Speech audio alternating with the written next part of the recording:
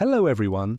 Tonight we're going to start with the tragic and frequently forgotten lives of the lovers of Zeus, the notorious thunder wielder, king of the gods, and, let's face it, the most troublesome boyfriend in ancient Greece.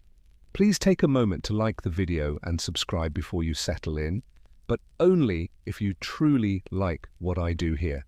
Europa didn't request to be included in a tale.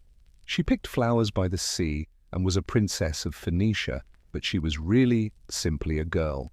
There were no warnings or omens, only sunlight reflecting off the sea and the laughter of ladies in the grass, and the day was warm. Then the bull appeared, huge and brilliant white, with eyes that seemed too calm and too smart, and horns that like a crescent moon. The thing crouched before her like a kind puppy, but she had no idea it was Zeus. It nuzzled her palm as she chuckled and rubbed its neck. Young and inquisitive, Europa climbed on its back.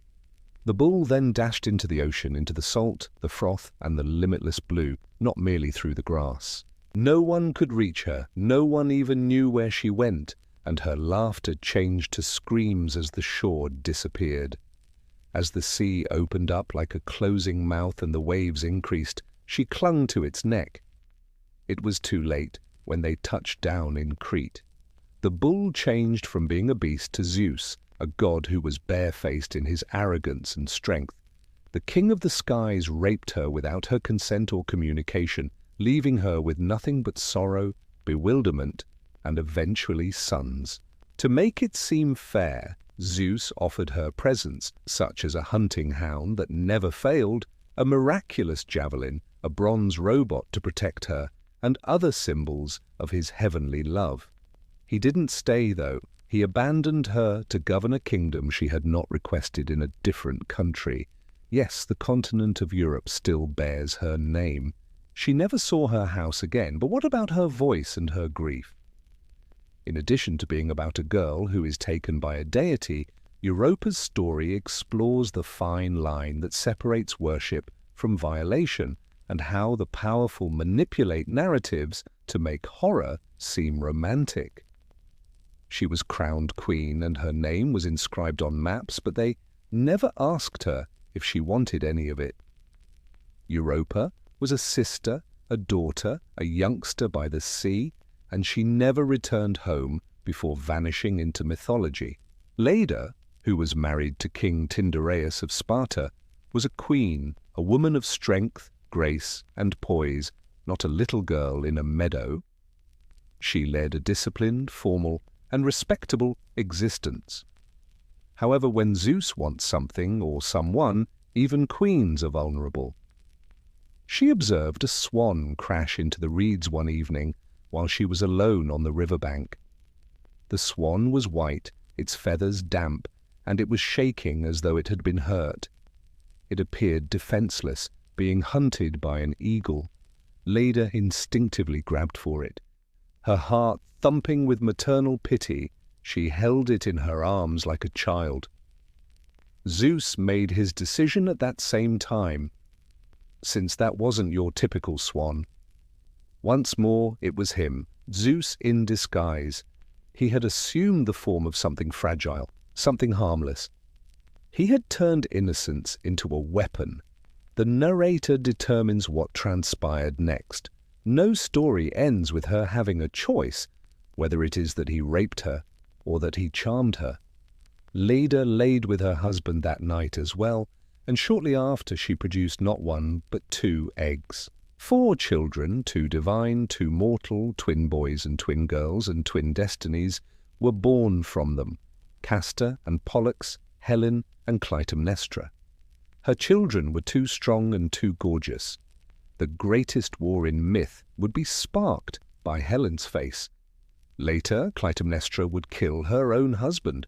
Both sons would grow up to be warrior heroes, one of whom would die and the other of whom would live forever. None of them, however, were typical. Zeus did not spare any of them. Like Europa's story, Leda's is never told from her perspective. She is frequently seen stretched across a bed in paintings, with a swan wrapped over her, and her eyes closed as though she is sleeping. But it is art's lie. The terror, embarrassment, perplexity, and terror of being possessed by a god who poses as something gentle are never depicted. She was still a queen. She persevered. However, the legacy of her daughters would be characterized by blame, treachery, and bloodshed. Helen is regarded as a seductress, as a murderer, Clytemnestra. Leda, too. A little detail in their tragedies. She would always be the woman the swan chose, the one powerless to stop what sprang from those eggs, regardless of how high her crown sat. She was also never given the opportunity to select her myth. Io stood apart from other women because she was pure, dedicated, and a priestess of Hera. She wasn't gullible. She was aware of the dangers of being close to authority, particularly divine authority. However, that was irrelevant. Zeus doesn't inquire. He accepts. The sanctuary was enveloped in a dense mist one night, a cloud that was strange in its weight and quiet. And Zeus came out of it.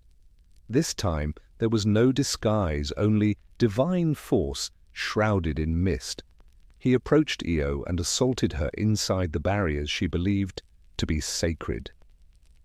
She was no longer a temple girl when the fog cleared. They marked her, and ever-vigilant Hera saw. Zeus did something that no god should be allowed to do: conceal the affair. He changed her into a gorgeous heifer cow with melancholy eyes and a spotless white coat.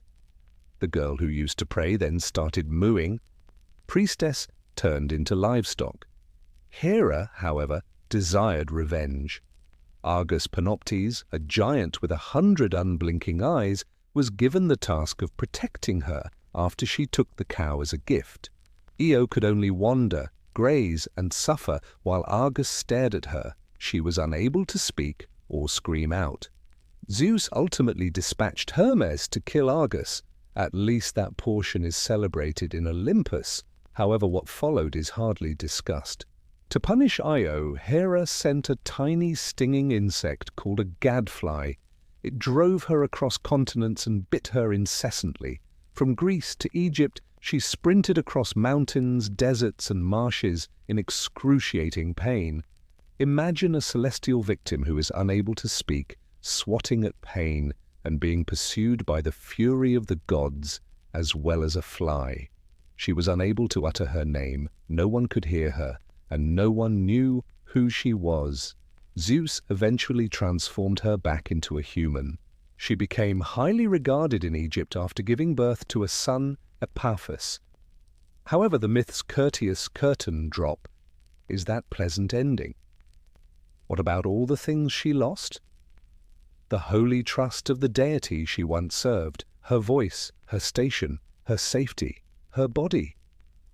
The narrative of Io, how the Nile received its name, and how Zeus saved his lover are all told as travelling epics.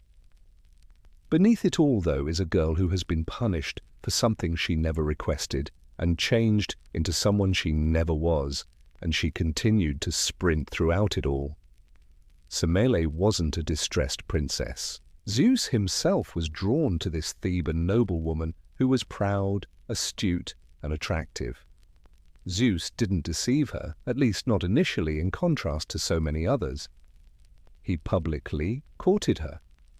He sounded love in her ears while posing as a mortal guy. He promised her stars and brought her storms in a bottle. And she took him at his word. The mortal and the god met in secret. She became pregnant shortly after. Most mortals would never dare what Semele did. She desired to see Zeus in his complete divine form, not the illusion or the mask. She desired truthfulness. Hera is even more harsh than the gods. Enraged by jealousy, Hera went to Semele dressed as an elderly crone. One dangerous seed was placed by her. Why won't he reveal his true self to you if he truly loves you? It was successful. Now doubtful and desperate for evidence, Semele pleaded with Zeus to show himself fully as a god. Zeus paused. "Please ask for anything else," he pleaded. The unbreakable promise of the Styx River, however, was the pledge he had taken, so he held on to it. Semele saw his true form, fire, lightning, and divine flame, and she perished at the same moment. In a moment, her mortal body, fragile and exposed, was consumed by revelation rather than treachery. She had died for him, loved him, and trusted him. The tale doesn't stop there, though. Her child survived within her charred body. Zeus pulled the fetus from the flames and stitched it into his own thigh. Dionysus, the deity of wine, insanity, pleasure, and ritual, emerged from that impossibly difficult birth some months later. Semele became into a myth, then a memory, and finally ash. Her son was raised to Olympus, and her name was affixed to a shrine. However, her story is a silent tragedy and a warning. It is said that mortals must never ask to see the truth because she was too brave. In reality, though, she asked to be seen by the person who professed to love her and to be loved honestly. She was annihilated as a result. Love burns when it becomes entangled with power. Semele was never able to escape the fire. Callisto was crazy, free like the wind, yet not wild like a beast.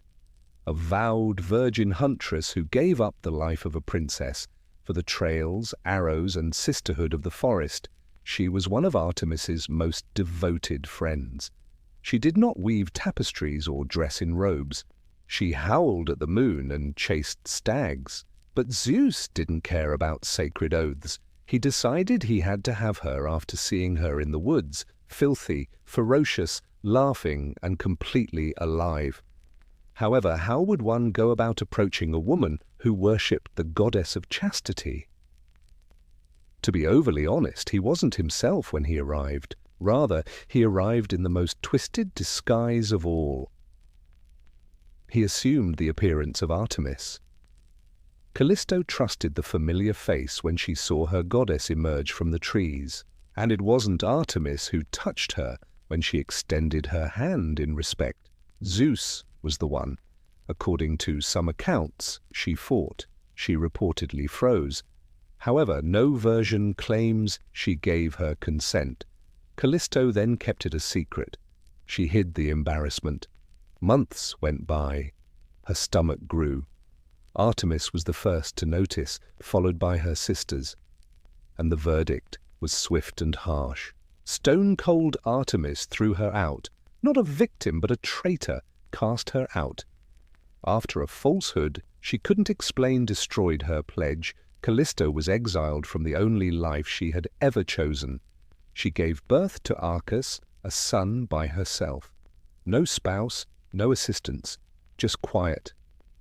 Hera then added another penalty, as if banishment wasn't enough. She changed Callisto into a woman, a bear, a mother, and finally, a beast. The bear was discovered in the woods by her grown son, a hunter, years later. He lifted his spear. He had no idea, could he? And Zeus stepped in just as he was about to strike, to prevent another disaster, not to express regret or make atonement. He launched them both into the sky, where Callisto transformed into Ursa Major, the enormous bear, and Ursa Minor, her son. Living in the stars is considered an honor by some. It wasn't mercy, though. Avoidance was the strategy. Callisto's shape never returned. Her voice was never heard, but her story was written in stars. She was a devotee of Artemis, a Zeus survivor, and a mother who almost perished at the hands of her son. And being left alone in the woods was all she ever desired. A prophecy had already decided Danae's fate before Zeus even saw her. King Acrisius of Argos, her father, was informed that Danae's son would murder him in the future. He committed a horrible act in the name of prevention because he was terrified of what was ahead. His own daughter was imprisoned in a room by him. No windows, no way out. For the living, a tomb. Young and royal, she was completely alone. The purpose of the compartment was to keep men out. However, it was unable to keep gods out. This time, Zeus did not show up as a swan or a bull. He arrived like a rain of gold. Yes, that is what the ancient poets actually called it. A spray of liquid gold that landed on her flesh after slipping through the ceiling's fractures. She came up with Perseus in this way, not a warning, no sound, just a beautiful disguise for divine invasion. Acrisius didn't inquire as to how she gave birth when he learned of it. He was not curious about what she had been through. All he saw was danger. Consequently, Danae and her baby son were tossed into the water after being crammed into a wooden chest. Consider that. Knowing that her own father had sentenced them both to death, a mother clutching her infant, waves smashing over the lid, salt choking her breath. However, fate had more in store for her. The chest remained upright. It floated. When it landed on the island of Seriphos, a fisherman took her in, temporarily keeping her safe. Until Polydectes, the island's king, declared his desire for her. He devised a plan to eliminate Perseus, her son and sole protector, when she rejected him. He was dispatched on a suicide mission to kill Medusa by the king. Danae waited in doubt once more. She was once more a pawn in a man's scheme. Perseus did indeed win. Yes, he came back to save her. However, why is her tenacity constantly relegated to the background? Danae persevered despite being threatened, imprisoned, violated, and banished. She navigated the harshness of political peril, heavenly lust, and prophecy while raising a son. She managed to survive it all somehow. Although she is known as the mother of a hero, she was imprisoned for a long time before her son rose to fame, and no deity ever returned to inquire about her feelings over any of this. Alcmene was dependable. Rejecting all suitors and clinging to duty and honor, she had waited years for her husband Amphitryon to return from battle. She welcomed him into her bed when he eventually returned home. Or so she believed, because it wasn't Amphitryon who entered her house that evening. It was Zeus with his voice, his looks, and his aroma. He grabbed what wasn't his, and he made the night 3 times longer. The following day, Alcmene was startled and perplexed by the return of the actual Amphitryon. She asked him after realizing what had transpired. However, it was too late. She had become pregnant already. Twins were born to her. Her mortal husband had one child, Iphicles. Zeus owned the other, Heracles. Naturally, Hera noticed. Additionally, Hera made Alcmene the target, even though she was the victim. To murder the babies, she sent 2 snakes into the nursery. Iphicles let out a cry. However, Heracles used his bare hands to strangle the snakes when he was still a newborn. And that was just the start. Hera's hate rose along with Heracles. She forced him to kill his own wife and kids, driving him insane. The mother who gave birth to him, Alcmene, had to see it all. Because of a crime she never committed, her son, the strongest man alive, was damaged, cursed, and tortured. Divine repercussions consumed Alcmene's life. She didn't have any extramarital affairs. She had no decision. However, everyone in her immediate vicinity suffered. Subsequent myths attempt to mitigate it. They claim that she lived all her days in safety, that she found serenity, and that her son was honored and deified. However, after a life of deceit, loss, and divine brutality, even immortality seems meaningless. No poet ever inquired as to what it was like to be stroked by a man dressed as your spouse. Her sorrow was not depicted in any statue. Alcmene is known for being the mother of the demigod hero Heracles. However, she was also the woman who brought up a child she had not requested. who carried the burden of a god's transgression and the demands of the world, and who stayed morally upright. She was only abandoned in the ruins of Zeus's legacy. She was never honored or appreciated. The mother who suffered the most was standing in the shadow of each of Heracles' labors. Born from a noble family, Antiope was destined to fail from the beginning. Zeus did not appear to her as an animal, a storm, or light. He arrived as something more soiled. He assumed the shape of a half-beast, half-man satyr. The stories hardly ever stopped to consider whether she yelled out or struggled when he attacked her in the woods. They just go on. Disgraced, scared, and pregnant, Antiope ran away from home, not to find love, nor to fulfill her destiny, but simply to live. Her father ordered her to be captured because he was embarrassed by what had transpired. Like an animal, her uncle Lycus pursued her around the countryside. She was eventually apprehended, taken back to Thebes, and given to Lycus's wife, Dirce. Then the real suffering started. Dirce did more than just discipline Antiope. She enslaved her, humiliated her, and chained her. As she carried Zeus' twin sons, Amphion and Zethus, Antiope endured daily abuse, taunts, and forced kneeling year after year. Zeus, however, did not step in. After the performance is finished, he never does. Rather, the twins were raised by shepherds in the bush after being abandoned at birth. Antiope was abandoned, solitary, confined, and shattered. Unaware of their true identities, her sons developed into strong, intellectual men. They were furious as soon as they found out about their mother's suffering.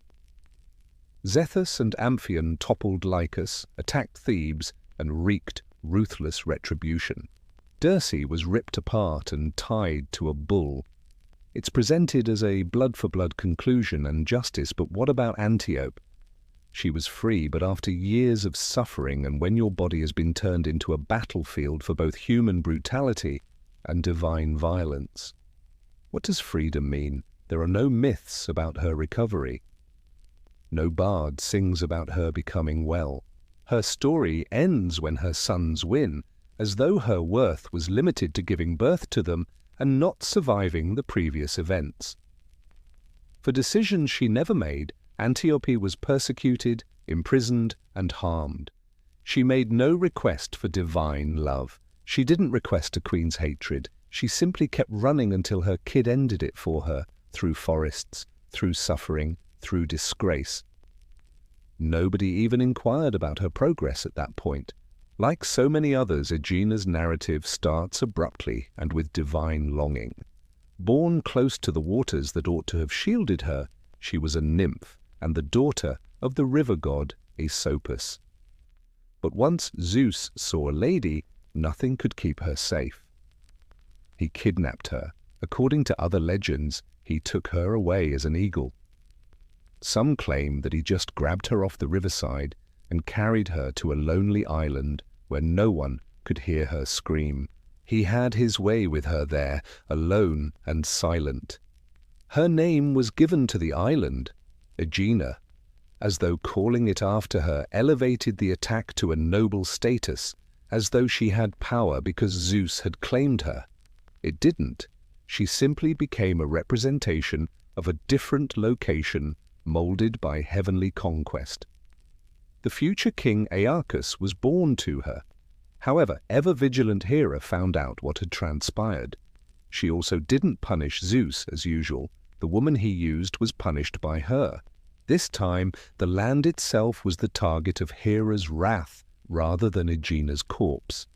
She let the plague loose. People fell to the ground. Fields became bare. The whole island, currently named after Aegina, was turned into a cemetery. And with death all around her, Aegina could only observe. She lacked the divine ability to prevent it. It cannot be undone by magic, just a mother and child stranded on a rock that has been cursed. Zeus changed ants into humans, maybe in response to her grief, or, more likely, in an attempt to preserve his legacy. Ants, indeed. He repopulated the island by creating the Myrmidons, a race of unrelenting warriors, out of the dirt and dead trees. What about Aegina, though? She was surrounded by memories of the lives that Hera had ruined, living among these guys who were carried by insects. Her suffering was once again erased, but her name was inscribed on maps, and her son was honored by heroes. Her suffering was dismissed as myth, and she was reduced to geography. The Myrmidons are remembered for their strength and loyalty. They recall Aecus as a sage monarch. The woman who lost her home, her people, and her safety because a god couldn't keep his hands to himself is forgotten, even though she never asked for any of it. An island was not what Aegina desired. All she wanted was privacy. In the vast theatre of mythology, Elara's tale is hardly heard, just earth and solitude, no stars, no temples, no battles. Before Zeus discovered her, she was a mortal princess who was aloof, haughty, and unknown. He wanted her as usual. Hera saw as usual. Zeus, however, did not entice or disguise this time. He stayed hidden. He buried Elara deep under the ground because he was so afraid of Hera's anger, literally. Not in poetry, not in metaphor. To keep Hera from seeing what he was doing, he hid her in a tunnel beneath the ground. There, in the dead of night, cut off from the sky and the air, Elara carried his kid. How would that have gone? No voice, no sun, no assistance. Only walls of stone and the slow, suffocating development of something hideous within her. Due to the fact that the child she carried wasn't a natural, he continued to grow until he was too big to fit within her. He then tore out of there. That was Elara's death. Not in splendor, not in tranquility, not even in divine wrath, but only in toil and suffering. The exact thing Zeus placed inside her turned her womb into a tomb, and it ruined her body. Her name is hardly mentioned in the mythology. The main character is Teteos, a giant who was punished in the underworld for attempting to transgress another deity. However, Elara, she only receives a footnote instead of a constellation or shrine. It's a cruel irony. To keep her safe, Zeus hid her underground. But he never returned to lift the stone, and that protection killed her. She was referred to as the Earth-Hidden One by the ancient poets, as though it made her enigmatic, magical, and a piece of a larger cosmic puzzle. She wasn't a puzzle, though. Because a god desired her and couldn't be bothered to defend her, she was buried alive, and the grave absorbed her story along with her when she passed away. Only dusty scrolls and ancient texts bear Elara's name. However, nothing was ever recorded about her voice, her terror, or her death, because ultimately the weight of a god's secret was too great for even the earth to support. It was not a mortal Metis. She was a Titaness, a goddess of great cunning, intellect, and thought. She wasn't taken by surprise in a bedchamber or a meadow like many of Zeus's lovers were. She was his first wife, his advisor, and his equal. His power didn't sway her. She led it. She assisted him in defeating the ancient gods in the Titanomachy. She was astute, cautious, and indispensable, and she became his partner when he wanted her. But competition is never tolerated for long by power. Metis got a baby. The prophecy then came to pass. Your child will outshine you, a son who will topple you after a girl. As expected, Zeus became frightened upon hearing the words. He didn't run or get angry, though. He kept his cool. He then deceived her into changing into a little thing, a drop of water or a wisp of air, and he devoured her one day when Metis was standing next to him, possibly even consoling him. His wife, his counselor, and the mother of his unborn kid were all gone in an instant. Metis, however, survived. Inside him she continued to live, thinking, observing, and becoming pregnant. In the depths of his body she fashioned armor for her unborn child. And his cranium resonated with the hammering. The agony became intolerable. Zeus pleaded with Hephaestus to use an axe to split open his head one day because he could no longer bear it. Then Athena emerged from the wound, fully developed, armored, and brilliant, a goddess born through pain rather than through it, from a womb of terror. Zeus was commended by the world for creating wisdom itself and for harboring the goddess of strategy and war in his thoughts. They referred to it as a miracle, but nobody inquired about Metis' whereabouts. She never came out. No one thanked her. They forgot about her. The very deity she created obliterated the woman who contributed to the creation of the universe. Her daughter was revered and honored, but she was a ghost beneath Olympus, trapped in his stomach forever. The ultimate cruelty is represented by Metis. A woman is still disposable even if she is divine, wise, strong, and gives her consent, creates, and participates. She was ingested to safeguard the throne because she was its brain. Oedipus was cursed long before he was able to speak or even weep. The gods spoke to him in warning, not love, at the beginning of his life. With smoke in her lungs and insanity in her eyes, the oracle of Delphi gave King Laius of Thebes a forecast that was so strange and disgusting that it sent shivers down his spine. After killing you, your son will wed your wife. Laius turned pallid. His queen, Jocasta, fell silent. The blessing of their unborn child was vanished. He was a walking omen, a danger, and nobody rejoiced when the baby was born at the royal nursery's ceiling, healthy, pink, and blinking. Laius took a stand. He marked the infant, crippled him, and made it more difficult for the gods to lead him by piercing his ankles and binding them together with leather. He then handed the baby over to a servant and told him to abandon the child to perish in the desert.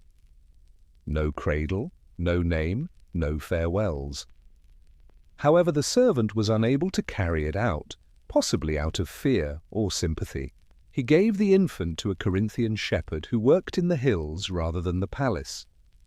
The boy was then taken by that shepherd to Polybus and Merope, the king and queen of Corinth, who were childless. To reflect his twisted fate, they gave him the name Oedipus, swelling foot. Without disclosing his adoption, they brought him up as their own. He was a prince with a bright future who was raised in love, respect, and adoration. But the prophecy sparked deep within his skin. Quiet cannot quiet a curse. The universe and the gods knew the truth about Oedipus's birth, and they would not be disregarded. He wouldn't have his own life. Not for very long. This was no fairy tale. The words stated in Delphi would be unavoidable. Before truth, like fate, found its way home, there was just the appearance of safety. Unaware that he had already taken the first step toward his mother's bed and father's tomb, the youngster who should have perished on a mountain was now sleeping beneath Corinthian silk. Although Oedipus grew up in luxury, skepticism is never silenced by wealth.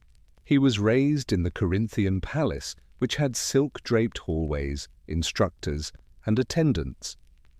Before someone at a meal laughed a bit too loudly, Oedipus thought that King Polybus and Queen Merope treated him like their son. The inebriated nobility sneered. "You're not really their child." It was merely a thoughtless insult. But like smoke on cloth, it stuck to Oedipus's thoughts. He questioned Merope and Polybus. Naturally, they denied it, swore they had him, gave him an overly tight hug, and grinned for too long. However, the question persisted, so he travelled to Delphi in search of the truth, rather than wealth or fame. His question went unanswered by the oracle. Rather, she offered him her own prophecy. "You will wed your mother and murder your father." Horrified, Oedipus stumbled out of the temple. Assassinate Polybus and wed Merope, his parents. Never. He refused to allow it to occur. He refused to return home. Instead, he would walk the world. The first error was that he stepped forward into the prophecy's path in an attempt to outrun it. He turned his back on the only family he had ever known and fled Corinth. He carried only terror in his breast and a vow on his lips as he passed shrines and crossroads on dusty roads. That prophecy will never come to pass. However, like many others before him, Oedipus misinterpreted the gods. The future is not given to you so that you can alter it. Since it is unchangeable, they offer it to you. The wounds from the mountain were still visible on his ankles. Even before he had uttered his name, fate had marked him. He was now blindly approaching a father he had never met, and each step he took put him further into the trap. However, he felt that he was doing honorably, that he was doing the right thing, and that he had the power to change what the gods had written. Oedipus wasn't a bad person. The prophecy circled him like a vulture in the sky, but he was a guy who was anxious to be good, desperate enough to never turn around. With trees acting as silent arbiters and dust swirling in the heat, the road narrowed at a bifurcation. There, Oedipus encountered a stranger in a chariot, an older, arrogant man with servants on either side, who was either a nobleman or a king. The road was too narrow for two people, a straightforward argument. Who has the right of way? Who is in charge? The stranger, however, sneered. Something inside the servant snapped as one of his men hit Oedipus. Not exactly anger, but something more sinister, something intertwined with fate and terror. He retaliated fiercely and viciously. The man was dead at the end. Except for one, the servants also escaped into the hills. Breathless, Oedipus wiped the blood from his hands. He was simply another traveler, conceited and uncaring, cut off from the road like a barrier, and he didn't care or know the man's name. He was unaware that he had just murdered his father, Laius, the king of Thebes, who had given the order to kill him when he was a baby. The prophecy had started to come to pass in a roadside altercation rather than with much hoopla or a mysterious sign. A few inches of steel, a hastily made decision, and an irate stranger. It was just another moment. Oedipus continued to move. He never stopped to consider his actions. There was only a nameless prince, a corpse with no legacy, and a prophecy that was slowly coming to life beneath their feet. No great revelation, no thunder from the gods. This is the way fate operates. It doesn't yell, it murmurs. There was no accident at the crossroads. Crossroads are revered in Greek tales. Oedipus had already made his decision, and they are the place where decisions and the divine collide, pride in place of peace, violence in place of patience. But is he to blame? He was unaware. The tragedy is that he believed that he was escaping the curse. Rather, he was carrying it out with each stride, each hit, each breath. His hand was not forced by the gods. All they did was construct the road. Young, scared, and sure of his morality, Oedipus voluntarily walked it. The slain king's blood seeped into the ground as the dust fell behind him. There was a puzzle waiting for him, a city calling out for a savior, and an empty throne that longed for a son to come home. Death had taken up residence at the gates of Thebes. Under the shadow of the Sphinx, a creature with a woman's face, an eagle's wings, and a lion's body, the city shook. She was more than just a monster. She was a curse, either sent by fate or the gods. Every man who ventured into the city was subjected to a single question from her. What has 4 legs in the morning, 2 legs halfway through the day, and 3 legs at night? Nobody had given the right response. Naturally, they had made an effort. Princes, warriors, and academics all failed and perished. Just outside of Thebes, the Sphinx immediately devoured them, leaving their bones to bleach in the sun. And the city waited, paralyzed by fear. Their people were starving, their queen was in mourning, and their king had disappeared. Then Oedipus arrived, exhausted from traveling and covered in dust, not realizing that his sandals were still smeared with his own father's blood. He listened to her riddle while he stood in front of the Sphinx. Intent on crushing another life under her claws, she gazed into his soul. Oedipus, however, did not recoil. He didn't engage in combat. He pondered. He saw the truth concealed in the question, despite his fear. "Man," he replied. "He crawls on 4 legs as a youngster and walks on 2 as an adult. He uses a cane as a 3rd leg as he ages. Quiet." The Sphinx roared, but it did so in defeat rather than rage. She jumped off her perch and threw herself down upon the rocks. The curse was lifted. Thebes was spared. Cheering as they poured out of the gates, the populace crowned Oedipus not only a hero, but also their king. The stranger who solved death's mystery now held the throne that had been vacant following Laius's unexplained death. They offered him Jocasta, the queen, as a reward. Gorgeous, widower, elderly, yet still kingly. The crown she put on his head, she grasped his hand. They didn't both know. Halfway through, the silent, patient prophecy had come to pass. A marriage and a murder, both wrapped in victory. The city was ecstatic. Oedipus grinned. Jocasta gave her savior a kiss, and the gods spoke nothing over them.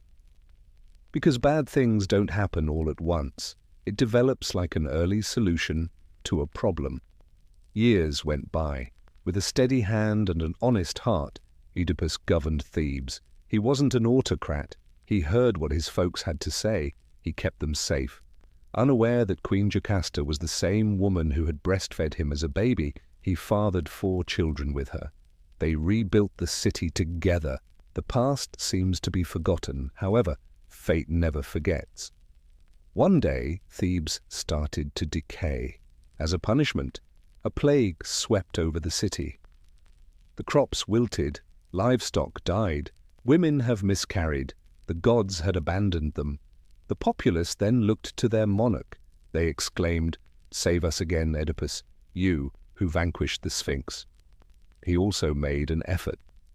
To find out why the gods were punishing them, he dispatched messengers to the oracle at Delphi. Like a sword, the response came back. "It's contaminated. In Thebes, King Laius's murderer goes free. Track him down, put him in exile. The curse won't be lifted till then." Oedipus took a stand in front of his people and vowed. He vowed to find the killer, to bring about justice, and to cleanse the city of its tainted past. He didn't recoil. He had no suspicions.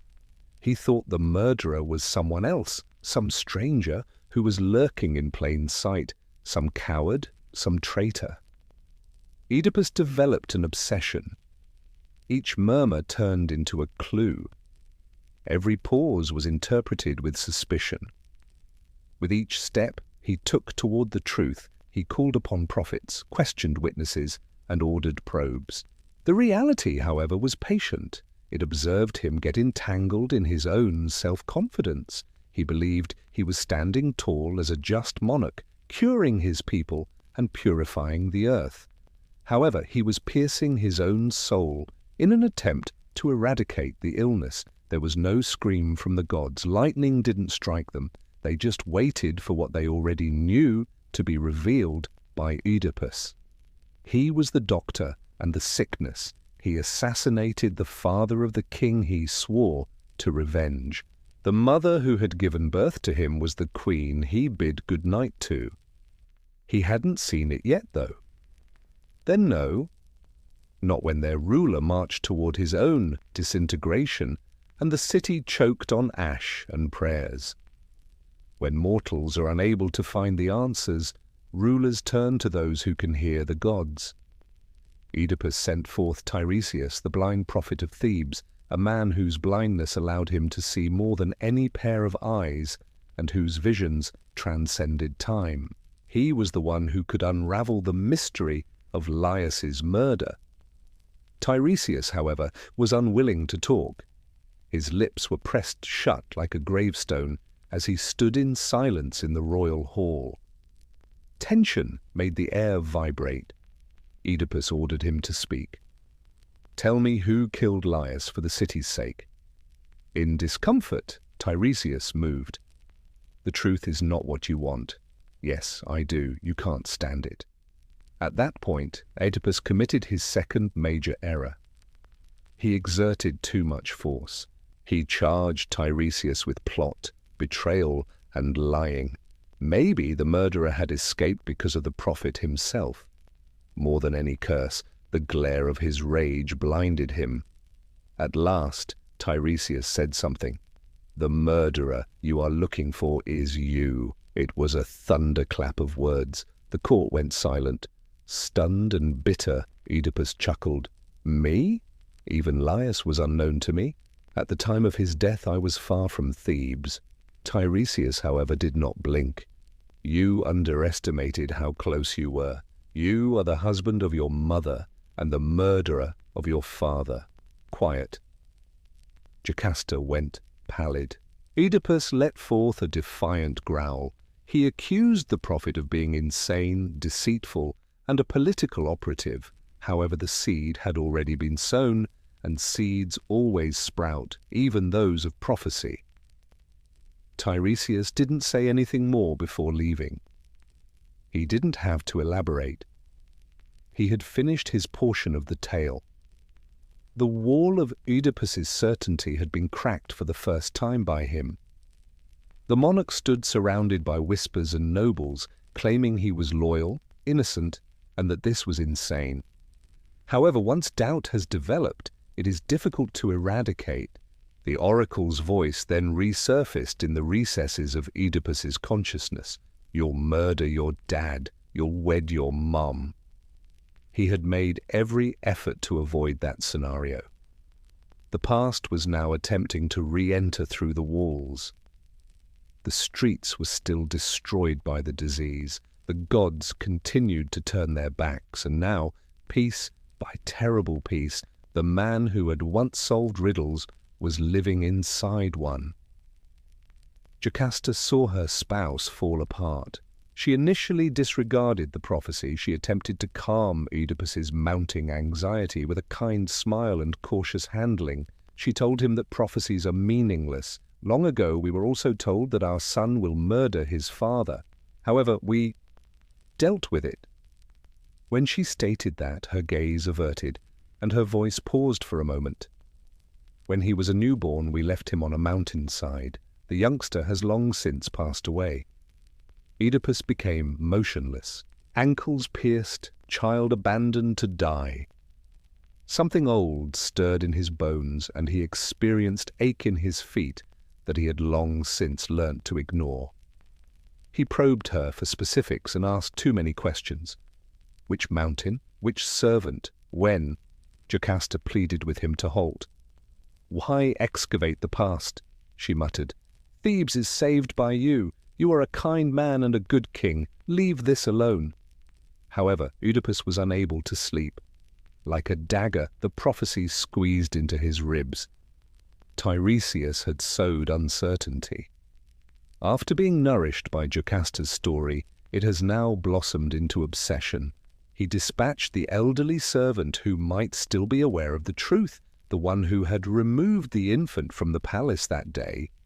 Jocasta pleaded once more, "Let the past be the past. I cherish you. We have kids. Who you were doesn't matter." However, identification was not consoling to Oedipus. It was a curse that was just waiting to be discovered. Like he had the Sphinx's riddle, he thought he could outmaneuver, rewrite, and solve the truth if he could find it. He was unaware that there was no simple solution to this problem. Prophecy always has a cost, and this was no exception. Jocasta's once regal countenance was now drawn with dread as she saw where this was going. She had probably even surmised the truth and had lived with its hints for years, but she had buried it, preferring to remain silent rather than crumble. The queen who had welcomed Oedipus into her bed was now staring at him as if he were a stranger, and he was now removing the bones from the ground. With tears streaming down her face, she murmured, "You are doomed, and if you go any further, so am I." Oedipus, however, was unable to quit because in Greek tragedies, you cannot stop seeking the truth until it consumes you. The elderly guy in front of Oedipus was shaking, not from aging, but from recollection. Long ago, he had worked for King Laius, held the baby prince in his arms and pierced the baby's feet, flinching as the soft flesh broke and blood trickled down the child's legs. He hadn't killed the youngster, but he had bound his ankles and abandoned him on the slopes of Mount Cithaeron. The baby had been snatched by another shepherd. Oedipus now realized that the shepherd had taken the kid to Corinth, where it was presented to King Polybus and Queen Merope. The floor tilted beneath Oedipus. He murmured, "Say it." The elderly man broke down in tears. "You were that youngster." All the breathing in the room ceased. The kid who was meant to die was Oedipus, the king of Thebes, the riddle solver, the adored husband, and the parent. Unaware of his ancestry, the child who had grown up distant from Thebes had returned to it like a moth to flame. At the fork in the path, he had murdered Laius. His mother, Jocasta, had been his wife. The children he had fathered were now his daughters and his sisters, his sons and his brothers. Like thunder, the truth struck. He had lived his entire life evading the prophecy and developing into the type of person who could use reason and willpower to overcome fate. Nevertheless, each step had brought him closer to the precise future he feared. There was no scream from Oedipus. He didn't say no. Silently, as though time had stopped, he just stood there. In a single breath, his entire identity, prince, exile, savior, and king, crumbled. The plague was him.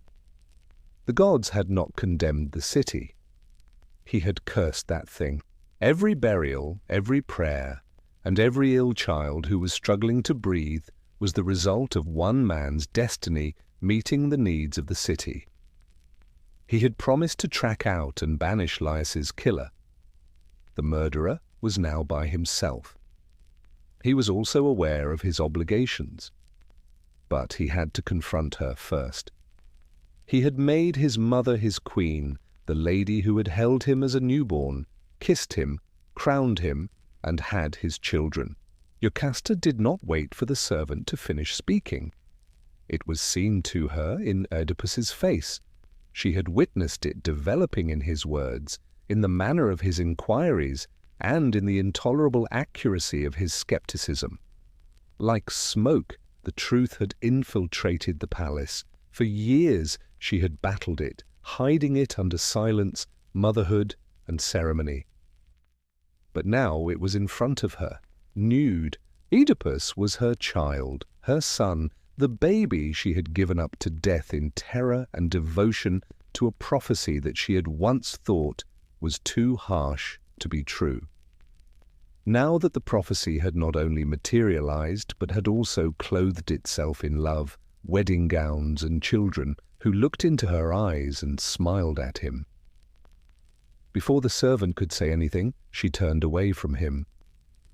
Her breath caught, and her hands trembled. The hallways of the palace wound about her. She didn't yell. She dashed into the inner chambers where no one dared to follow her, past the guards and the servants who lowered their gazes. Jocasta committed suicide in the quiet of their marital bed, the one that had once cradled a mother and son in innocent love. She hanged herself, according to some.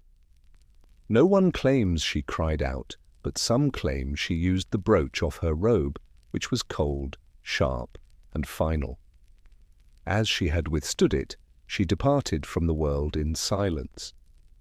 Oedipus collapsed to his knees upon discovering her.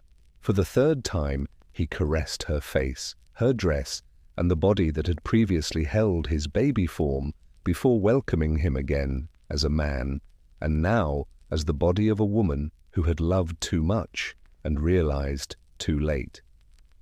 He remained silent. Nothing could be said. In Delphi, the gods had spoken long ago. You'll murder your dad. You'll wed your mum. Now the prophecy was realized in every fragment of his life that had been broken. Outside, many continued to wait for justice. The epidemic was still raging in the city, but there was nothing but silence in the room. The man who discovered the truth was about to pick his sentence, and the queen, unable to accept the reality, had chosen to go. The eyes were never intended to see certain realities. With trembling hands, Oedipus stood over Jocasta's body. The space appeared smaller now, as though the walls had shrunk in response to the event. The quiet wasn't meaningless. It was a judgment call. Through prophecy, the gods had communicated. Every damned syllable of it had been lived by him. However, prophecy never gives you instructions on what to do next. He had several options, including running away, throwing himself from the palace walls, and pleading with the gods for forgiveness. He grabbed Jocasta's brooch instead. In the faint light, the pointed pin glinted. After holding it for a little while, he immediately stabbed him in the eyes, once, twice, once more. Every stab is an exclamation to the sky. Every puncture is a silent scream. As light permanently left his world, blood streamed down his cheeks. What causes blindness? Because he had been deceived by the eyes. For they saw justice where there was murder, love where there was incest, and salvation where there was destruction. Nothing was understood by the eyes which had seen everything. He thus annihilated them. The man who used to solve riddles with mental clarity and keen vision would suddenly wander in the dark, devoid of all illusions.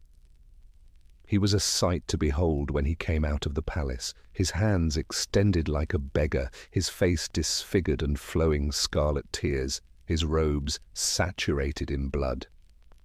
He did not conceal as the crowd turned aside, covered their mouths, and gasped. "Justice," he declared. The cost was now clear to the man who had vowed to banish Laius's murderer.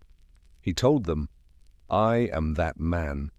Cast me from the city, drive me out, and restore Thebes' breathing."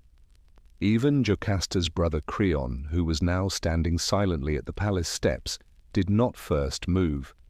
Once their savior, Oedipus had become a scourge, a man with a damaged history and no future, no longer king or family.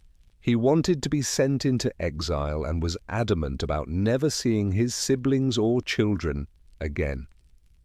The monarch who had once stood tall before the gates, answered riddles, destroyed monsters, and reigned with dignity now hobbled into the darkness as the gods remained silent.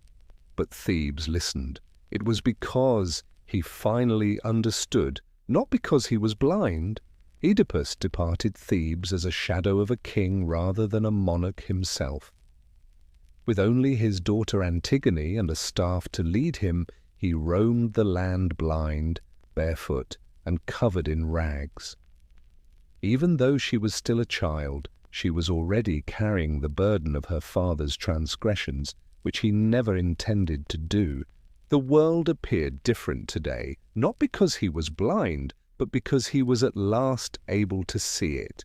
People yelled his name in terror. Some pushed him out of their gates, while others sympathized but never consoled him.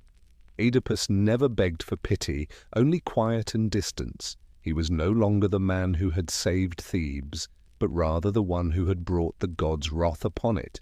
He never paused for long as he traveled through cities and forests, past tombs and monuments. He thought more profoundly and talked more softly since he was blind. He had been a king, a monster, a prince, and a savior. He was now a question. Did he have a sin? Was he cursed? Or was he just a person? What would happen was predetermined by the gods, but they never stated how he should feel about it. Instead of a conscience, they gave him a script. His voice turned to gravel as the years went by, and his beard got longer. Standing at his side all the while, Antigone grew taller. She loved him because he was hers, not because he was a helpless child. Eventually, they reached Colonus, a fury-sacred woodland close to Athens. Oedipus stopped strolling there. "I'm ready," he muttered to the earth as he sat beneath the trees and inhaled the holy air. Some claim the earth swallowed him whole, while others claim the gods pardoned him. He disappeared between the roots when the thunder cracked, leaving just mythology and no body in his wake. His death was that of a man who bore his own curse, not that of a king or a monster. A man who attempted to alter the prophecy but was unsuccessful. A man who ventured into the dark and discovered a sort of light in the process. In addition to being a tragedy, Oedipus's tale serves as a warning that sometimes facing oneself is the most heroic thing a man can do, that knowing the truth does not always bring serenity, and that fate cannot be avoided once it is set. Athena posed a threat to Olympus even before she took her first breath. Storm-eyed and victorious, Zeus sat on his throne as the ruler of both men and gods. The age of the Titans had come to an end when he deposed his own father, Cronus. However, Zeus secretly feared that the throne he had stolen might be taken away from him. The prophecy followed. It was whispered in fear by Uranus, the father of the sky, and Gaia, the mother of the earth, rather than yelled by oracles or etched in lightning.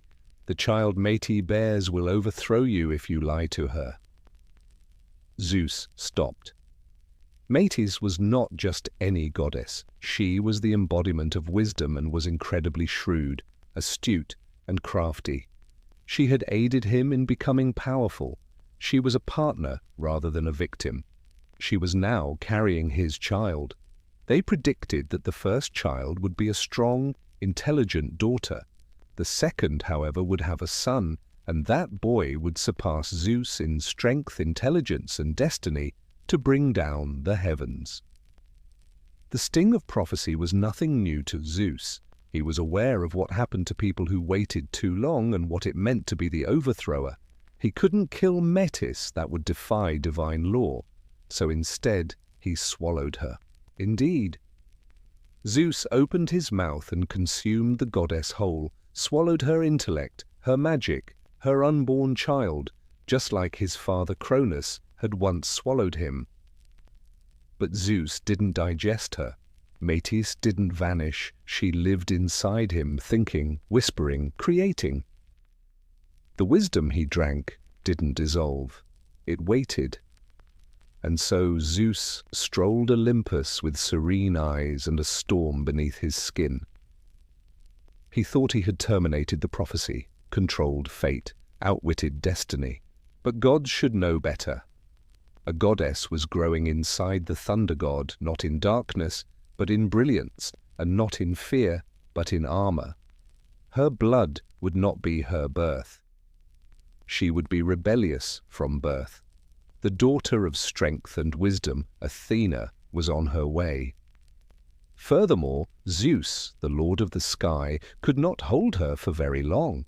Zeus thought he had eliminated the danger. As though the prophecy had died with Métis's swallowing, he strolled through the corridors of Olympus. Thunder cracked at his will. The other deities bowed. The king who had swallowed his own dread was not questioned. Fear, however, is indigestible. Métis existed inside Zeus as a developing thought rather than as a ghost or remorse. She spoke with him through nightmares, whispers in his chest, concepts he was unable to articulate, and unexpected tactics. He partially took over her mind, and something incredible was taking on inside that magnificent mind. A youngster was developing in a skull rather than a womb. This youngster wasn't helpless. She didn't squirm or kick softly. She created a helmet out of determination, a spear out of thought, and armor in the creases of her father's brain. The hammering reverberated inside Zeus's skull as she expanded, and the beating got worse day and night. He was unable to eat or sleep. Like storms pounding behind his eyelids, his headaches became intolerable. He yelled across Olympus while pressing his palms to his temples. Even rulers are humbled by pain, yet no god dared approach. At last, Zeus summoned assistance. Born of fire and forge, Hephaestus emerged as the heavenly blacksmith, silent and powerful. He made no inquiries as he stood in front of the god-king. Zeus crouched, gripping his head, shivering in pain. "Strike," he said. His axe was raised by Hephaestus. The heavens held their breath when Zeus took a single, clean blow to the middle of his skull. With a crack that reverberated throughout the globe, Athena, a fully grown goddess with golden armor, a spear in one hand, a shield in the other, and eyes like polished steel, sparkling with wisdom, sprang from the split in Zeus's head, encased in light and war song. She didn't cry, she didn't trip. She took a proud stance. Softness and concealment had not been the birthplace of the goddess of wisdom. She had come out strong, fashioned in her mind, and given birth in pain. And something that even Zeus could not control was seen for the first time on Olympus. Reason, not storm, not fire. And she had come as his daughter, not as his demise. The sky did not shudder as Athena emerged from Zeus's head. They hesitated. Olympus, a place of drama and rage, of storms and vanity, became quiet. Nothing like this had ever been seen by the gods, who had seen vengeance from blood, lovers from foam, and monsters birthed from chaos. She was born of the mind, not the body. From idea itself, not from the womb, the sea, or the bone. She was golden, perfect, and exquisite as she stood erect in gleaming armor. Her shield shone on polished bronze like the sun in the morning. She didn't have flame-like eyes. They weighed, measured, and observed. She wasn't the fire of conflict. She was the discipline of war. She also remained silent. She didn't have to. The gods whispered. Ares sneered, Hera scowled, and Aphrodite blinked. However, no one ventured to criticize her position. Unlike Zeus, she had not taken Olympus by force. Unlike Hermes, she hadn't gotten in by deception. Like a response, she had been born into it. Zeus glanced at his daughter and did not fear her while tending to the wound on his head. He ought to have. She would surpass him in more important ways, not because she would betray him. His reign was lightning. She would make clear her decisions. What he couldn't bend, he broke. She leaned without cracking. Olympus got more than just a new goddess that day. It developed a conscience. Indeed, Athena was known as the goddess of knowledge, but she was also a strategist. She wasn't only smart, she was strategic. She didn't act out of emotion or anger. She made a plan. She got ready. She hesitated. She was dangerous because of that. She was a wonder to some, serene as the sea before war, yet as keen as a razor. Others see it as a menace disguised as beauty. She was viewed with suspicion even by the god of brutal combat, Ares. He battled fiercely. She battled to prevail. Naturally, the other gods rejoiced. They pretended to be happy, cheered, and gave gifts. But Olympus moved well beneath their toasts. She reasoned that suddenly there was someone on the mountain who didn't yell, who didn't entice, control, or ruin. And the world shifts when Athena thinks, with plan, not with thunder. Zeus had a lot of kids, but none were as good as Athena. He created gods of mischief and music of drink and war, each with their own virtues and vices. Athena, however, was all his. Not out of desire, but out of his mind. Not out of passion, but out of pain. She was unique because of that. She didn't act on instinct, she didn't fear punishment or plead for favors, she didn't stroke his pride or falter in the face of his rage. She put him to the test, not in a blatant or stupid manner, but in a subtle but profound one. She asked, she gave advice, she also disagreed at times. The majority of Zeus' offspring resembled him, like fires that fueled his tempest. Athena, however, was a quite different matter. She embodied introspection, self-control, and the aspect of authority that asks, "Should I?" rather than "Can I?" And Zeus felt worried about that. Yes, he loved her, preferred her more than most. He bestowed upon her the Aegis shield, a position at his right hand, and even the ability to use his thunderbolt while he wasn't there. However, there was still worry despite such faith. Athena never aimed to overthrow him out of disobedience, but rather out of insignificance. She could have made a difference without being angry. Drama wasn't necessary for her. Athena seldom ever yelled when disagreements arose on Olympus. After observing and waiting, she spoke. Then there was stillness. She spoke with thought, and her voice carried weight. Even though Zeus didn't seek her advice, she started to lead the gods. She wasn't merely present when mortals were at war, she was also making plans. She used whispers rather than cries to turn battles. Zeus became aware of the reality at that moment. The danger had not been swallowed by him, it had been raised by him. According to the prophecy, he would be overthrown by a Metis child.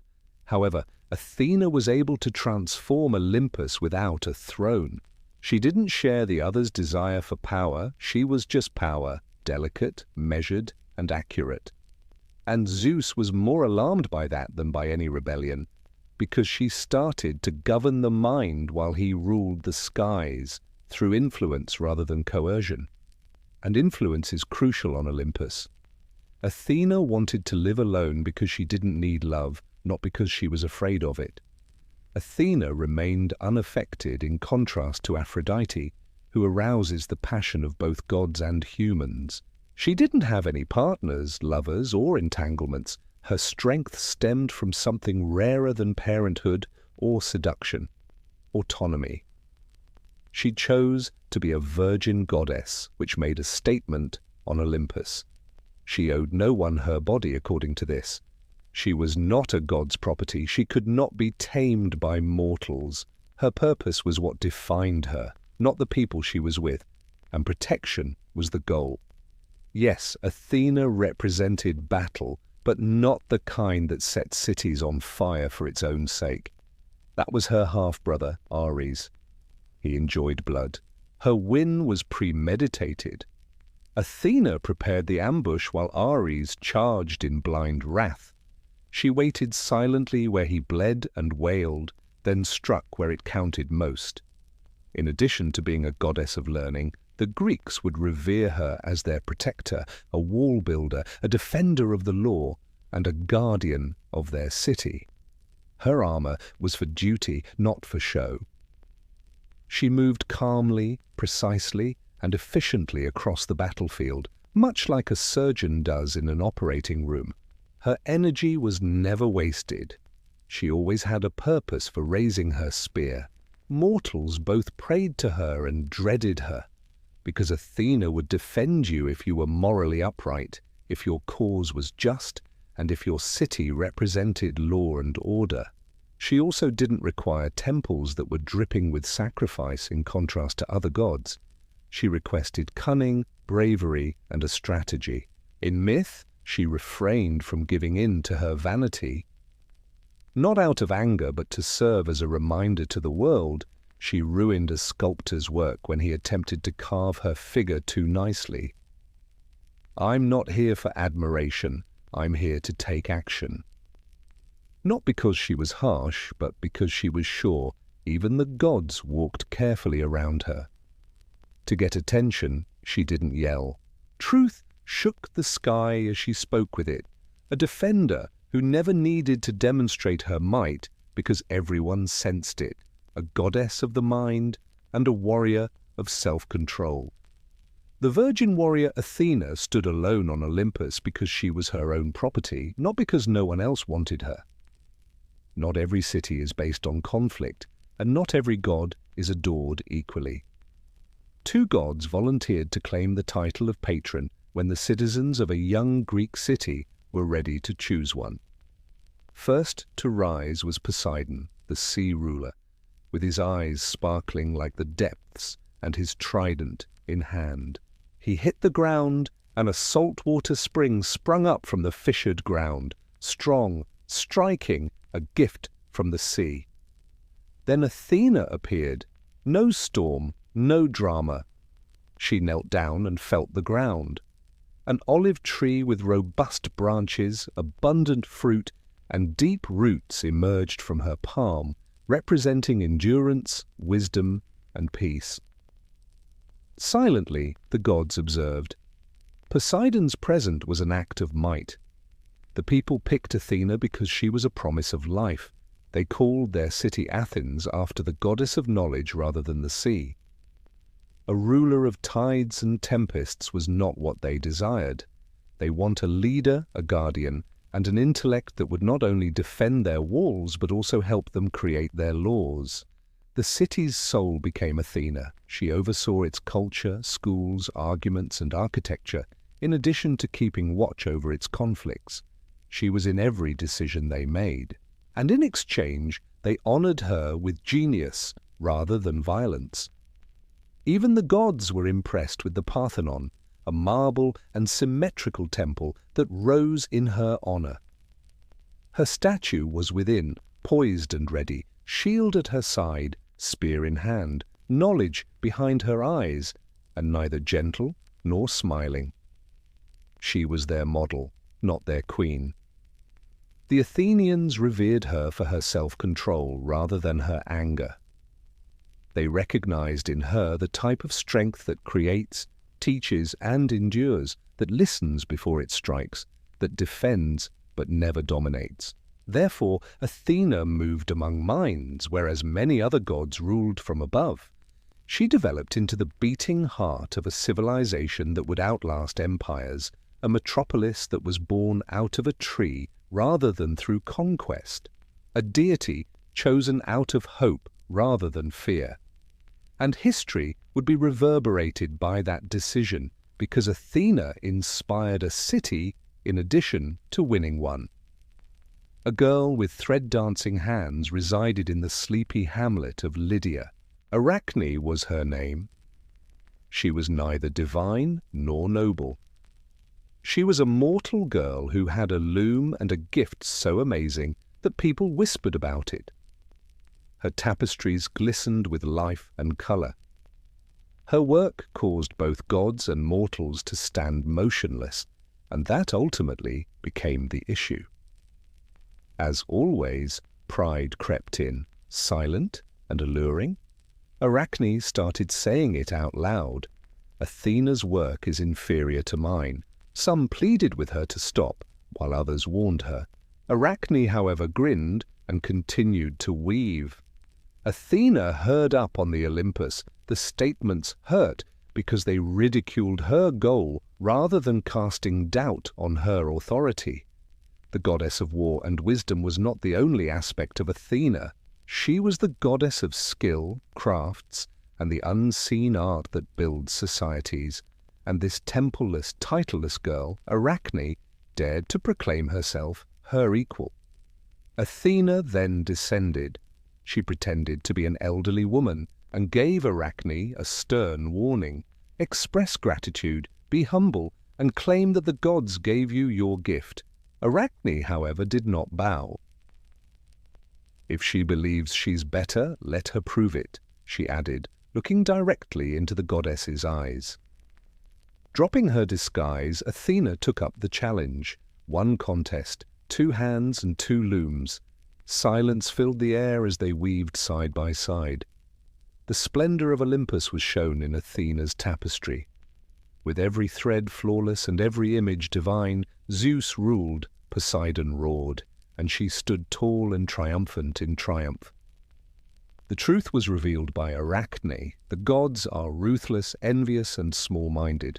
Zeus tricks women, Apollo chases nymphs, and everything was perfect, not a single mistake. Even the heavenly Athena realized the girl had braided flawlessly. However, the truth can cause more harm than harm. Athena didn't let forth a cry. She refrained from smiting. She transformed Arachne into a spider by lightly touching her. Out of charity rather than anger, something that would weave indefinitely, just silk, silence, and the recollection of the past. No arrogance, no cheers. Because she hadn't crushed a rival, the goddess of wisdom glanced away with respect and sorrow, rather than wrath, as the first spider spun her web in the moonlight. She had paid respect to a mirror. Athena never adorned herself with her armor. Each item told a tale, every sign had teeth, but none more so than her aegis, a shield so holy and terrifying that it did more than just protect. It frightened. In the middle of the shield was a face contorted in anguish and rage, the head of a creature that everyone used to fear, Medusa. However, how did a goddess end up holding a Gorgon's face? It was a tragedy long before it became a weapon. A mortal priestess at Athena's temple, Medusa had once been stunning, with a face that attracted attention and hair like woven night. However, Poseidon, the sea lord, abducted her by force at Athena's temple, since beauty is deadly in the world of gods. It was a defilement and a breach of sanctity, and Athena changed Medusa out of rage, not at Poseidon, but at the disgrace that resulted. She transformed her into a Gorgon, turning her hair into snakes, her eyes into swords, and her face into a stone statue. Years later, a hero appeared. Young and bold, Perseus was assigned to kill Medusa, but he was not able to complete the task by himself.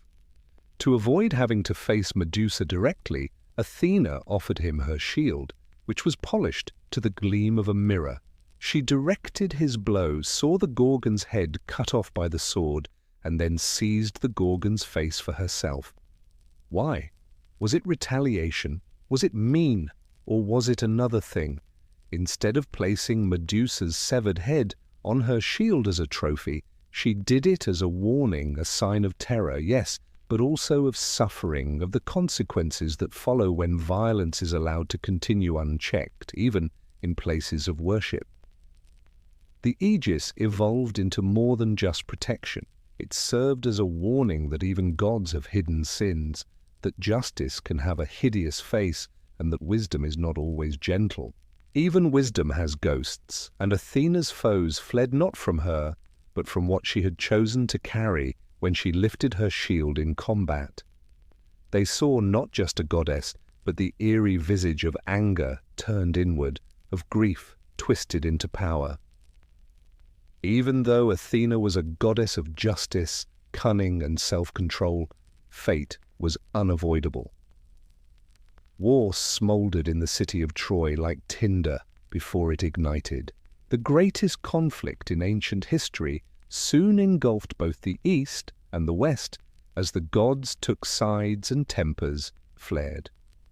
Athena supported the Greeks because to a single breach of oath, not because she enjoyed violence. Aphrodite had been deemed more lovely than her by Paris of Troy. Even in times of war, however, Athena aimed to lead rather than destroy, and Achilles was the one mortal she preferred above all others in that pandemonium. Although he was unrivaled in combat, lightning-fast, fire-forged, and a storm in human form, Athena loved him for his intelligence rather than his rage. There was a fighter with reason beneath the anger. She supported his shield when he stumbled, murmured tactics into his ear, and even held his hand back when rage almost overwhelmed him. Athena understood what Achilles did not, but her influence strengthened his instinct in every battle. His fate was sealed. He had been given the option to live a brief life that would be remembered forever, or a lengthy life in obscurity. The latter was his choice. Athena could not alter the fact that glory was traded for serenity and remembrance for time. She watched as the fighting continued, getting bloodier every day. She saw Achilles' best friend, Patroclus, put on his armor and fall under the Trojan spears. She could feel the scream that Achilles gave out when he heard of his death, the kind of scream that rips the soul as well as the air. Achilles came back to fight as if he had already died. Instead of attempting to stop him, Athena gave him weapons, gave him power, and then released him. Athena, the goddess of wisdom, battle, and reason, could only watch as he killed Hector. Yes, he would shine brighter than any hero before him, but he would also fall not by force but by the cold hands of fate. Even though she had led him, guarded him, and even loved him in a divine manner, she was unable to save him, since mortals make decisions that can bring them glory or ruin, and even gods cannot reverse them. Other gods required devotion, but Athena gave humanity tools instead. Although she did not give fire, that was Prometheus, she did impart wisdom on how to use and shape it, and how to transform chaos into civilization. She was the goddess of craft, invention, hands that construct, minds that plan, and eyes that perceive possibilities in wood, fabric, and stone, not of hunting or harvest. She taught mortals how to tame horses, not merely how to ride them, but also how to yoke, steer, and transform their untamed might into hauled wagons and ploughed fields. She taught women how to weave for survival, warmth, shelter, pattern, and art, in addition to aesthetics. More significant than gold or money, she gave them the olive tree. It produced wood to carve and fire, fruit to eat, oil to boil and anoint, and a tree that begged for patience and gave it back 100-fold. Athena provided guidance, while other gods provided weapons. She created battlements, constructed city walls, and instructed generals to pause before attacking, all as Ares shouted into war. No god could put an end to battle, but she taught humanity how to fight it wisely and purposefully. She was not only divine, but also pragmatic in the eyes of the Greeks. Instead of floating above their lives, the goddess moved among them, spoke into blacksmiths' ears, directed architects' hands, and influenced not just their faith, but also their future. She served as the inspiration for the first laws, the first blueprints, and the first philosophies. Wisdom with a sword, justice with a spine, and unlike other gods who bestowed gifts out of pity, desire, or rage, Athena gave hers out of love. Not the kind of love that is warm and romantic, but love that is based on potential and belief. She thought that humans were capable of being more than animals, and that they could create something enduring, fair, and intelligent. Her temples begged for thought rather than blood. Athena's gifts were seeds rather than miraculous occurrences. These seeds would eventually grow into cities, poems, laws, and stories like this one. Because we are still living in the world that Athena created and gave us when we choose reason over anger, order over chaos, and reason over impulse. Even the greatest gods deteriorate over time. Once the center of the globe, Olympus waned.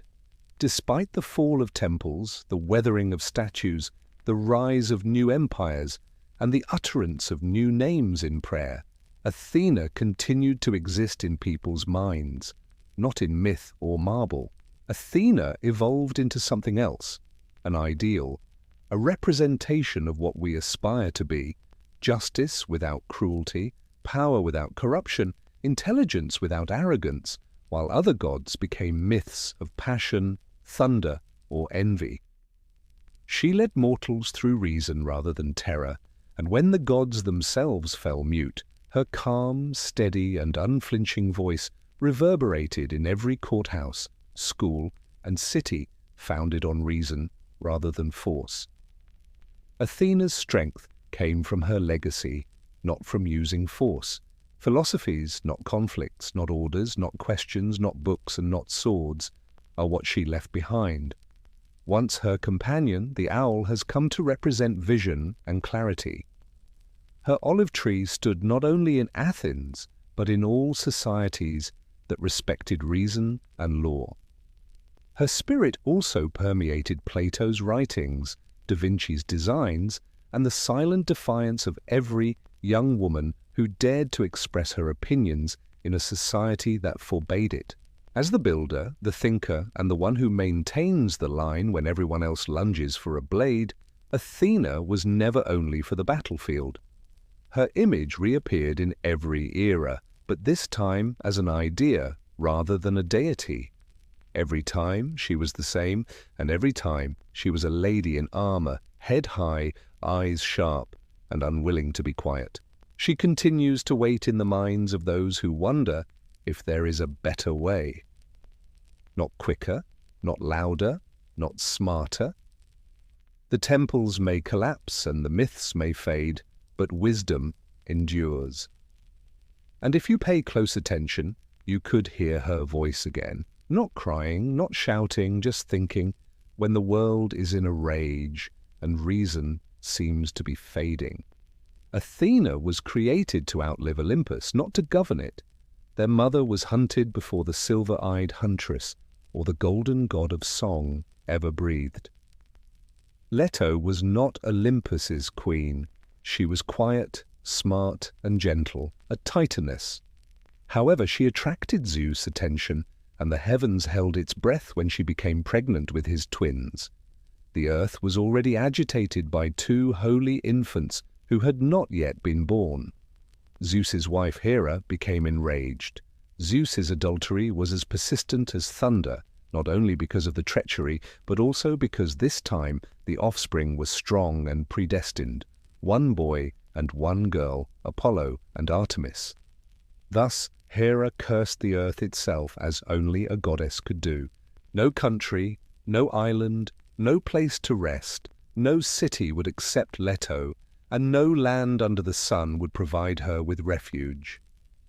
Everywhere she walked, doors banged, dust was spit forth by the wind, the earth became hard, and even the animals turned away. Leto went through deserts and mountains amid murmurs and dread, barefoot and swollen with life. Every step was painful, every breath was tight. Two gods were growing inside her, causing her body to hurt, but she was unable to find any rest, and something moved, a shadow, a hiss behind her. Gaia herself, a protector of the ancient oracles, gave birth to the hideous snake python, which was so enormous that it hung like a live rope across the mountains. Some think it was sent by Hera, while others say it was fate. It pursued her, regardless of the reality. With its eyes always looking and its tongue twitching, it slithered across ridges and rivers behind her. Not to murder her just yet, but to inflict pain on her and force her to flee. Leto continued to walk, despite the rejection of the ground and the silence of the gods. Holding her belly, she whispered to the children inside that they would survive and rise no matter how much the outside world attempted to break them. Despite not having a weapon and not being a warrior, she carried gods. And there was rebellion in her silence. Light and shadow, sun and moon, the twins were on their way. And the instant they opened their eyes, even the cursed dirt would quiver. Leto was on the verge of passing out. Her breath was shallow and her feet were blistered from wandering the known world. No temple would accept her, no land would keep her, and even the animals that stood in her way would scatter after being forewarned by Hera's curse. But then there was a hint of a place, a floating island without roots. Like a stone skipped by the Titans, Delos is a desolate rock that is neglected by most gods and tossed in the Aegean Sea. It was too small to make a difference, and it lacked an army, wealth, and a shrine. Because Delos was not anchored to the ground and was not subject to the curse, it was ideal. Leto came beneath a pale sky, collapsing on its stone surface and clutching her belly as her legs buckled. The twins stirred impatiently and divinely as the agony of childbirth approached. Delos shuddered, not out of fear, but out of decision. The island, which is frequently ignored and abandoned, made a choice that would last a lifetime. It secured itself. For a brief while, Delos's roots penetrated the ocean floor, fixed into position, turned into land, and became a place to call home. And that was revolt. A silent, unachievable rebellion against Hera. Leto found cover from the island's lone olive tree, and the cliffs protected her from the python, which circled but was out of reach. And she gave birth there, by herself, save for the wind and a few nymphs. Artemis, the huntress and silver maiden, appeared first. She was quiet, composed and wise, even as a newborn. She didn't cry. She observed. After 9 more agonizing days, Leto gave birth to Apollo once again, this time to a golden sunrise-radiant baby. His cries reverberated over the waters like melodies. The curse was lifted when the twins were born. Delos has evolved from a floating rock. Now it was a hallowed spot where gods were born. Despite its lack of temples, power, or wealth, it provided sanctuary, the one thing no other location dared to provide. Delos became immortal as a result, because greatness sometimes starts with compassion and the decision to take in those the world has rejected, rather than with strength. Although they were born together, they were not identical. First to arrive was Artemis, who was as silent as a shadow under foliage and had broad, serene, and old eyes. She carried herself like a goddess who had already seen the world and found it lacking, despite being a baby. Before learning to shine, she was the moon. She waited and saw her mother scream in agony as her brother tried to enter the world. After 9 days, Apollo was born, his eyes furious, his hair glowing, and his skin tinted gold, with a howl that split the horizon. Apollo sang his way in, his breath humming like strings plucked by the fates themselves, where Artemis had murmured into the world.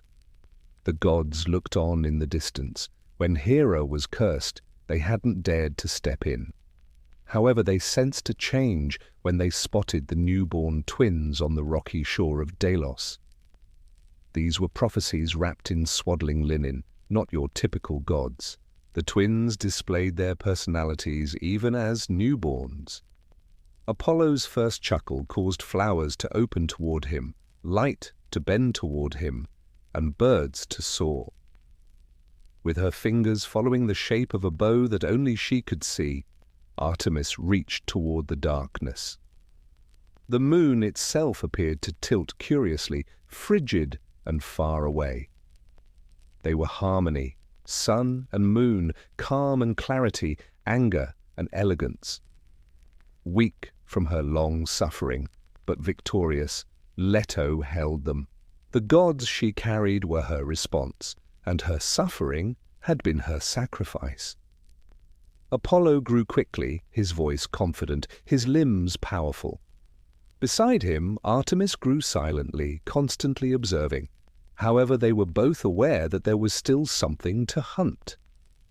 The old serpent python continued to slither through tunnels and woodlands, feeling the gods that had eluded him. Even though Apollo had just reached adulthood, he immediately sensed fate's tug. It was vengeance, not simply light, that burned in his chest. for his mom. For each mile of pain she had endured, he was destined to face what others feared not to flee. What about Artemis? She would accompany him on his walks. The twins were prepared, but the quest had not yet started. Because being born first does not always translate into power. Choosing whom to protect is the key. The ancient sanctuary of Delphi was located far from Delos, tucked away amid cliffs and whispering laurel trees. Delphi had been revered since before Apollo was born, a location where the earth whispered mysteries and mortals flocked to catch a glimpse of fate. Its wisdom, however, was not free. It was protected by Python. Python, who was born of Gaia herself, was not a mindless serpent or a typical beast. He was ancient, a massive shadow and scale creature, older than Olympus and older than prophecy itself. With fangs that dripped venoms powerful enough to rot mountains and eyes that burned like embers, he coiled around the slopes of Mount Parnassus. His presence quieted everyone, even if he didn't say anything. Since Python did not answer to the gods, even they were cautious when they were close to Delphi. He worked for the deep ground. The oracle of Gaia murmured only to those he permitted to be close beneath his heavy coils. However, Python had become agitated. He had seen Leto flee with her kids after failing to stop her. He now learned that the boy, Zeus's luminous son, was rising. Python was also aware. Retaliation was no longer the focus. It was a matter of survival. He has been in charge of Delphi for millennia. Spirits obeyed him, and mortals dreaded him. However, the ancient gods were vanishing, and the world was changing. Apollo, the boy god, he was coming to make a claim, not to worship. Apollo heard the tales back on Delos. The nymphs murmured in terror, the priests in wonder. Apollo, however, did not shudder. He heard and gained knowledge. In the guise of tradition, Python was a tyrant and a guardian. And Apollo sensed it in his bones, still young but no longer a child. Delphi was created for him because, in addition to his strength, he would provide clarity where Python had caused fear. The serpent would fall, and the oracle would be set free. However, this would not be a fight of equals. It would be the first time an old force was directly challenged by a new god, and the globe would sense the dawn of a new era in that conflict. The sun would shine on blood as it rose. Even though Apollo was young, he had an ancient fire within him. He stood beneath Delos's olive trees, gazing toward the horizon with the eyes of a god getting ready for battle rather than awe. His fingers twitched in concentration rather than fear, and his golden hair caught the wind. He refused to wait for another Python attack. He would travel to Delphi with a bow, not with thunder or troops. Zeus did not give the gift, nor was it fashioned in the fires of Olympus. It originated with the craftsman god Hephaestus, who saw potential where others saw youth. He created it with truth inlaid into polished gold and silver, a weapon of accuracy rather than mayhem. Apollo silently took it. The air itself constricted as he drew the string, and his palm curled around the grip as if it had always belonged to him. He rehearsed in the orchards out of Delos's sight, to become ready rather than to impress. Every arrow was a question to the cosmos, and every shot was a commitment. Are you observing? Artemis always kept an eye on things. A slim, silver, moonlit bow was now in her possession as well.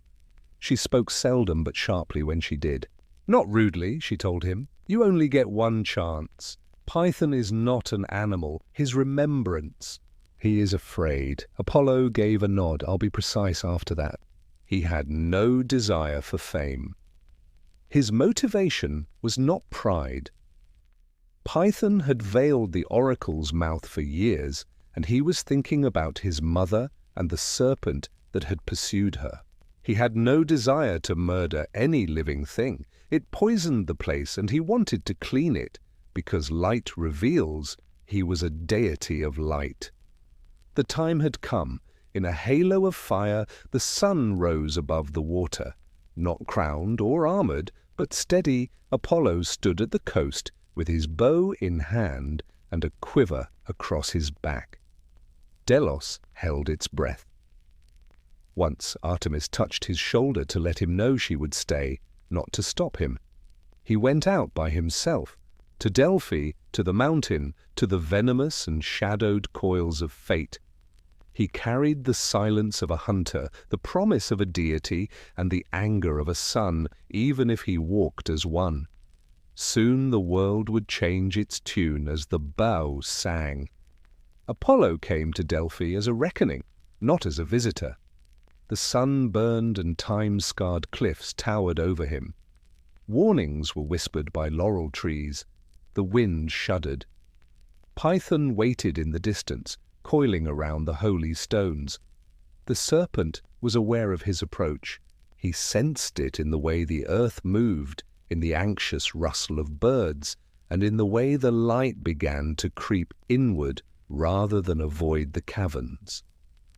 This child was not mortal. This marked the start of the end. Apollo did not charge. He took a step. In the morning light, his bow shone brightly. Every step reverberated throughout history, as well as in the stone. With muscles rippling beneath scales as dark as storm clouds, the 10-chariot-sized python uncoiled slowly and methodically. His eyes blazed with caution rather than anger. Python hissed, "I'm older than your name. Ever before this earth breathed, I have curled about it." The bow was elevated by Apollo. Calm and unfazed, he said, "I'm not here for your age. For your shadow, I'm here." Light itself was the first arrow to be released. It flashed past scale and hide and hit Python's flank. The sound of the serpent's shriek shocked clouds and rocked valleys. Python, however, was more difficult to undo. He retaliated by splintering trees, breaking rocks, and sending venomous fumes into the atmosphere.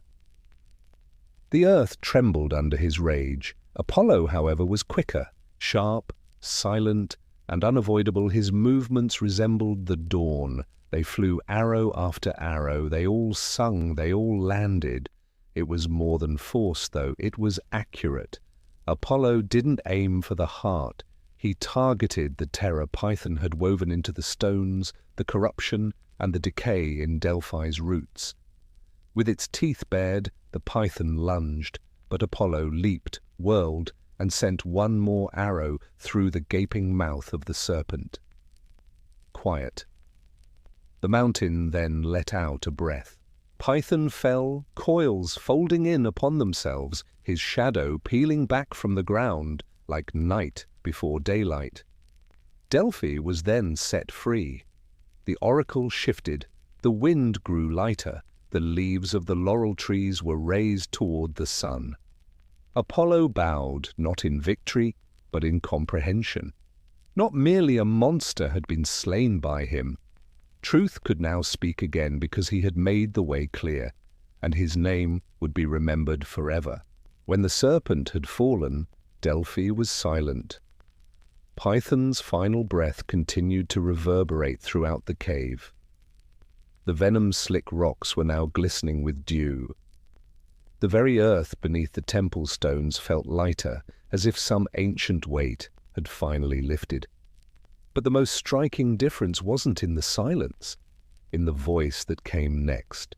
The oracle stirred deep in the hallowed chamber where shadows had long reigned. Not the ancient voice of Gaia, not the cryptic murmurs warped by fear, but something new, clearer, warmer, a thread of fire wrapped in thinking. Delphi had been claimed by Apollo, yet he did not enclose it with walls or chains. He didn't sit on a throne or demand homage. Instead, he used his oracle, the Pythia, to give the world a gift, a space where truth could speak. a mortal woman selected for her spirit rather than her beauty or heritage. Inhaling the vapors from deep under the soil, she would sit in the center of the temple and utter what the deity observed. Visions not of dread, but of clarity. Yes, there are answers, but there is always mystery. Truth must be gained, since it is never given. Word got around fast. For weeks, kings traveled to bow down before her. Warriors gathered to inquire about the fate of their conflicts. Farmers came to inquire when to sow. Thinkers arrived to inquire whether the gods actually paid attention. And Apollo stood, unseen but present, above them all. The laurel leaves hummed with his music, the stone retained his warmth, and there was always a glimmer of brightness that was not from this world in the Pythia's eyes. Because it required intelligence rather than might, the oracle at Delphi became the center of Greek life. Yes, Apollo had killed the monster, but this was his greatest gift. He had rewritten what it meant to be a god, not simply to punish, but to illuminate by substituting introspection for fear. Because light never hides once it is out. And Delphi, bathed in that light, would never belong to shadows. Artemis stayed in the woods quiet as Apollo stood surrounded by triumph. She hadn't let loose arrows at Python or pursued him to Delphi. She honored that conflict by remaining in the forest where she was strongest, because it was his fate, and his reckoning. But she felt it the minute the final arrow struck, the moment the oracle opened its eyes, the moment the serpent's shadow withered beneath her brother's light. As the sun rose, she stood barefoot on a cliffside and watched Apollo, her twin, her flame, and the other half of her celestial equilibrium rise. She didn't cry or smile with the subdued arrogance of a goddess who understands that her role is distinct but equally wonderful. She merely observed. For Artemis, the wild was her shrine. Her shadows danced in woods where the light of Apollo hit towns. She led instincts where he led oracles. Where he brought clarity, she brought intuition. They were destined to ascend together even though they were never supposed to travel the same path. As Apollo seized Delphi, Artemis went further into forests undisturbed by man. She spoke softly to the wolves. She taught deer to run without making noise. She sharpened her silver bow and surrounded herself in moonlight. In the wake of her brother's celebrity, she was remembered. Mortals actually frightened her more. They used offerings put on stone rather than melodies to call to her. They saw the quiet before justice and the eyes of judgment in her. Young ladies offered their prayers for her safety. Before the chase, hunters sought her blessing. Her name was spoken by midwives at the hour of birth. She responded with presence rather than fire. Artemis would be sensed in wind and instinct, in pathways not chosen, in the way danger hesitated while she looked, while Apollo's legacy would be seen in temples and prophecies. Delphi wasn't necessary for her. The wildness was hers. And Artemis looked up at the moonless sky as her brother stood on a sacred stone, surrounded by priests and monarchs, and she murmured a secret that only she knew. "Brother, you have illuminated the earth. I'll keep it quiet." Sun and moon, sound and silence, twin gods rising constantly side by side, so the equilibrium was born. Apollo, the god of light, music, and poetry, who is so frequently associated with beauty and radiance, was not without his dark side. Because there was a temper hotter than the midday sun, burning beneath the golden hum of the lyre and the warmth of his sincerity. When he became angry, it was not ferocious like Ares's or ruthless like Hera's. It was unforgiving, precise, and surgical. Soon the world would find out. Apollo remembered a slight. Mortals ran a lot of risks when they made fun of the gods. However, it was incredibly foolish to make fun of Apollo's artwork. It came too late to Marsyas. Marsyas discovered a bone flute used by a satyr that Athena had thrown away. He performed it too well, so much so that he ventured to challenge the god of music, Apollo, to a duel. A trickster on a goat's limb, a mortal who dared to fight a god. Apollo agreed. Wild and full of personality, Marsyas played first in the competition. The woods leaned in the direction of the notes, the birds stopped in mid-air, the stones appeared to wobble as well. Apollo then began to play. The voice was magnificent, pure and brilliant, like light itself. He didn't stop there, though. He strung and sung while flipping his lyre and playing it upside down. He then turned to face Marsyas. "Are you able to accomplish both?" he inquired.